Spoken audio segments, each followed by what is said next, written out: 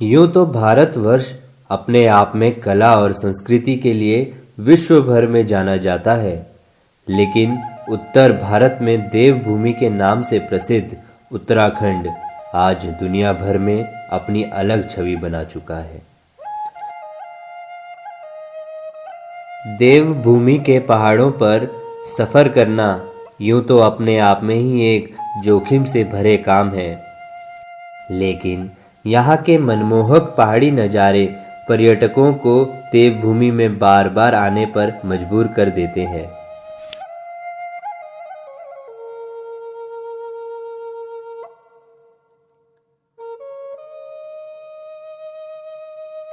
प्रकृति की गोद जैसे मनोरम और सुरमय वातावरण में उत्तरकाशी के सीमांत क्षेत्र में टॉस नदी के तट पर बसा हनोल स्थित महासू देवता मंदिर कला और संस्कृति की अनमोल धरोहर है।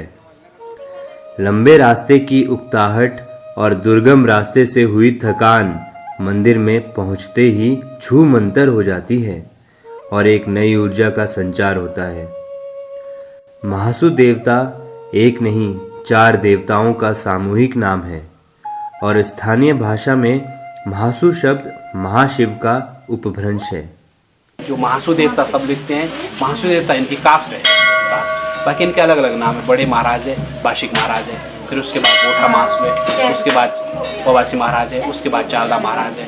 तो इनके अपने अपने एरिया भी बटे हुए हैं, अपने अपने क्षेत्र बटे हुए हैं। और चालदा महाराज का 12 साल इधर आना होता है, शांठी है जब 12 साल पांशी में जाते हैं। तो इस टाइम जो चालदा महाराज वो शांठीमेल में है और जनोग में आपके विराजमान है।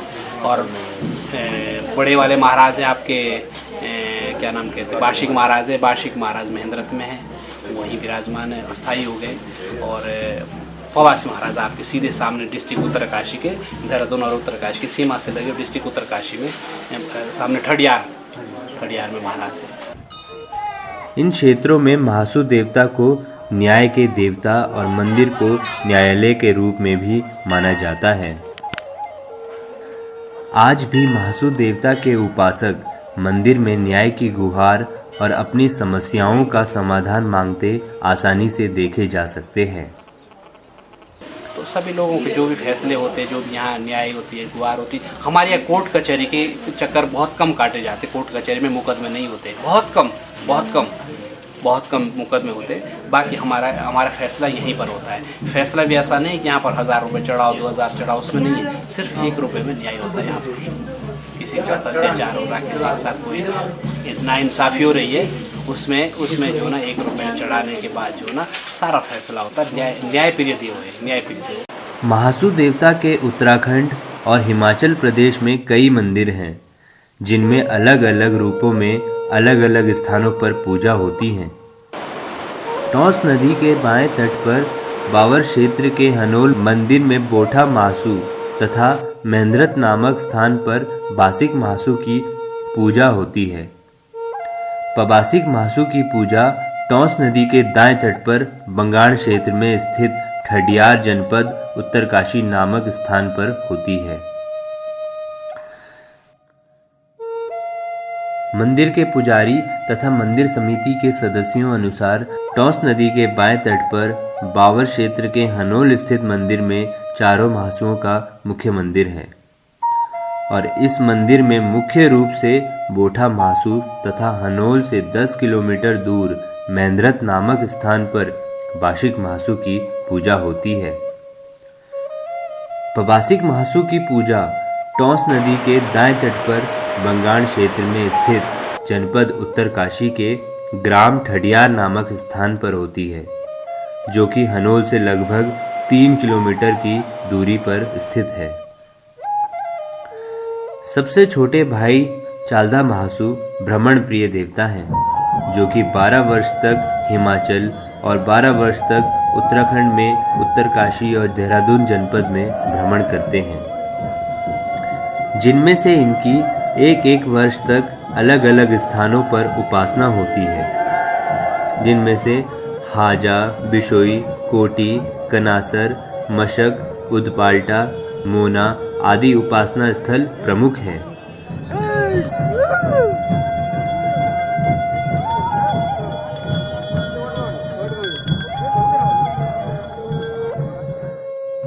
पुजारी जी के अनुसार महासु देवता के मुख्य धाम हनोल स्थित मंदिर में सुबह शाम दोनों समय क्रमश नौबत बजती है और दिया बत्ती की जाती है। मंदिर के पुजारी हेतु कठोर नियम होते हैं जिनका पुजारी को पालन करना होता है।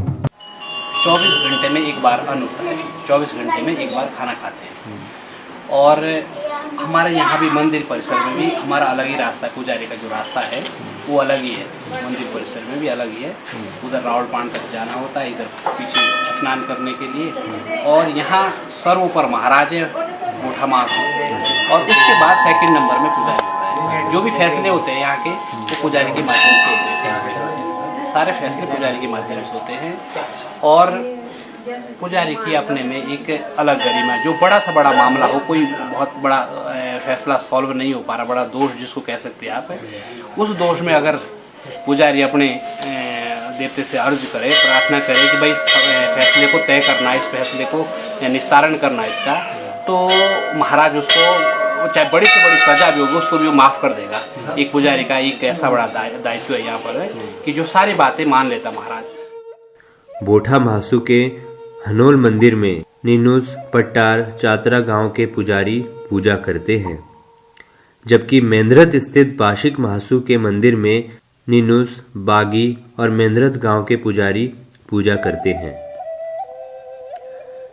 दोनों मंदिरों में प्रत्येक गांव के पुजारी क्रम से एक एक माह तक पूजा करते हैं और इस दौरान उन्हें पूजन हेतु सभी नियमों का पूरी श्रद्धा से पालन करना होता है। टॉस नदी के दाएं तट पर जनपद उत्तरकाशी के बंगाण क्षेत्र में ठडियार स्थित पबासिक महासु के मंदिर में केवल डगलू गांव के पुजारी पूजा करते हैं। जैसा कि नाम से ही विदित होता है, चालदा महासु भ्रमण प्रिय देव हैं, अतः इनकी अलग अलग स्थानों पर पूजा होती है, जिसके लिए नीनुस, पट्टाड़, चातरा और मेंद्रत गांव के पुजारी क्रमानुसार देवडोली के साथ साथ चलते हैं और इनके उपासना स्थलों पर विधि विधान से पूजा अर्चना करते हैं।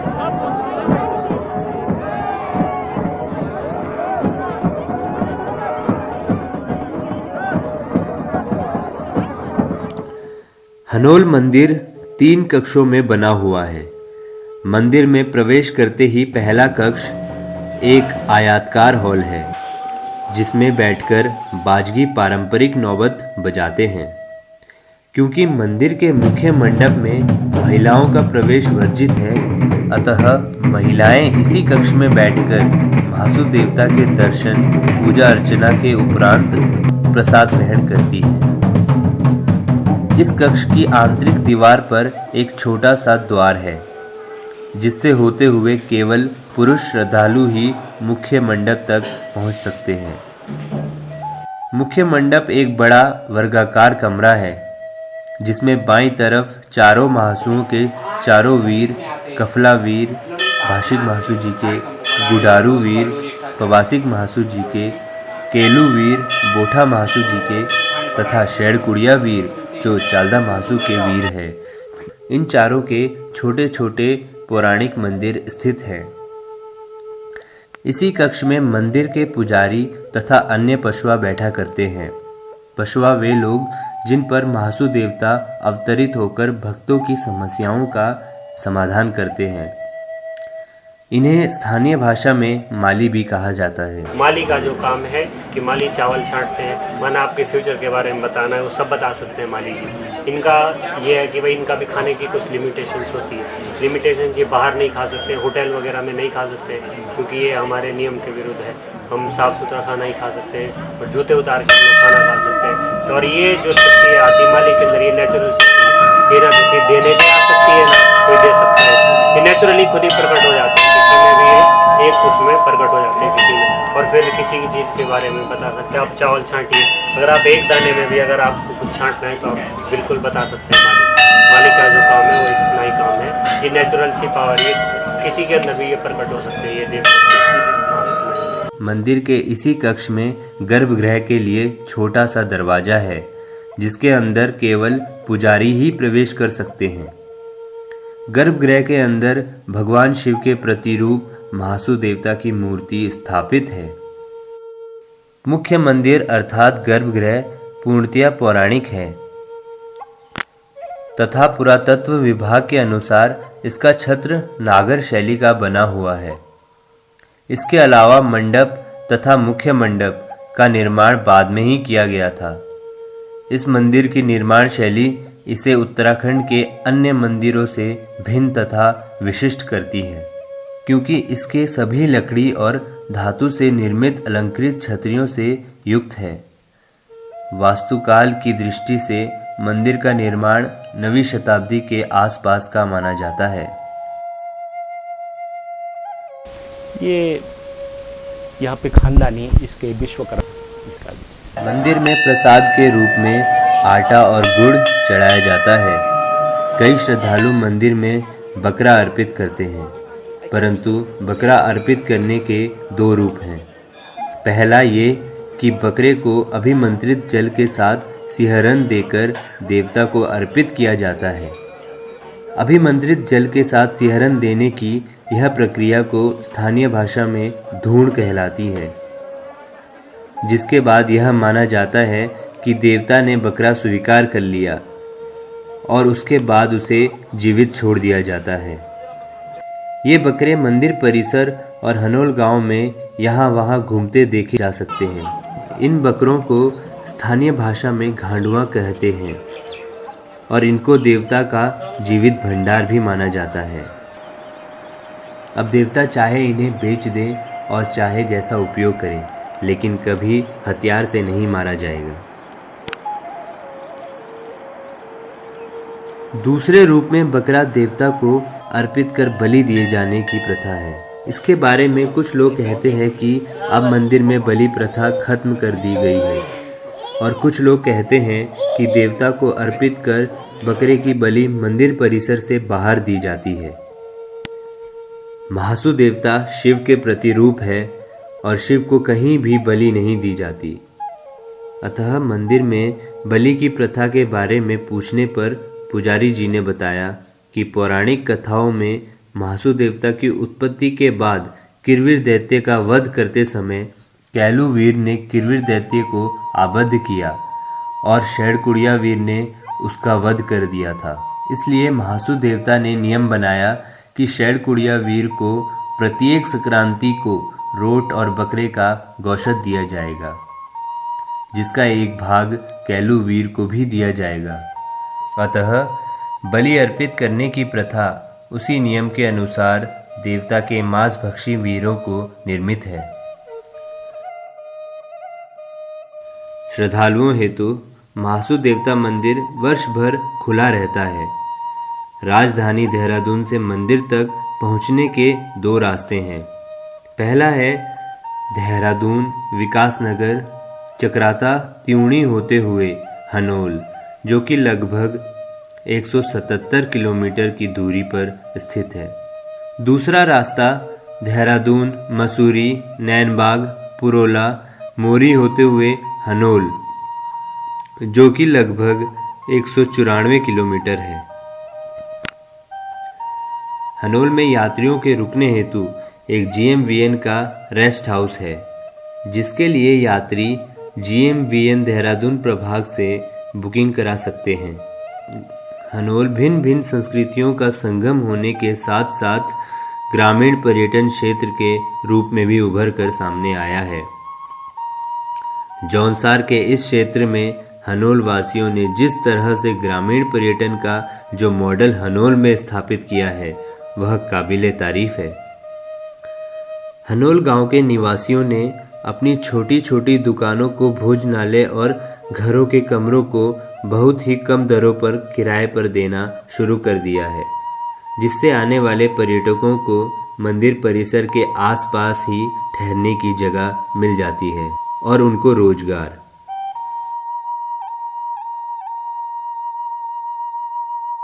क्योंकि श्रद्धालु यहाँ छोटे छोटे लकड़ी और पत्थरों से बने घरों में रुकने का लुत्फ उठाते हैं, और फिर भी यदि किसी को ज़्यादा सुविधाओं की आवश्यकता है तो मात्र 15 किलोमीटर दूर स्थित त्यूणी बाजार में होटल्स, रेस्टोरेंट्स आदि की अच्छी सुविधाएं आसानी से मिल जाती हैं।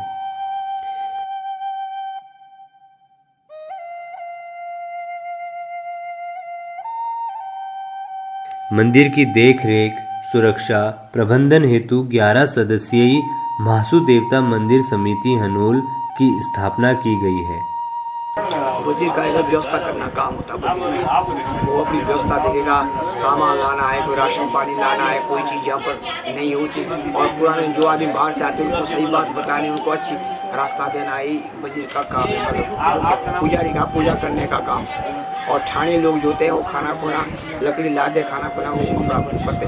बाकी जो ये पंडित जी है, ये पहले से लेकर इनके इसमें भी 2 लोग रहते थे पहले, अब इनके 10-12 परिवार बन चुके हैं। अब इनकी फिक्स ड्यूटी है, इनको अपनी ड्यूटी में आना पड़ता है। पहले से लेकर आज से नहीं है, नई बात नहीं, पुरानी है। वो पुराना हिसाब किताब चलता है, और ये भी पहले से लेकर है, जब से बलम महाराज का हुआ है।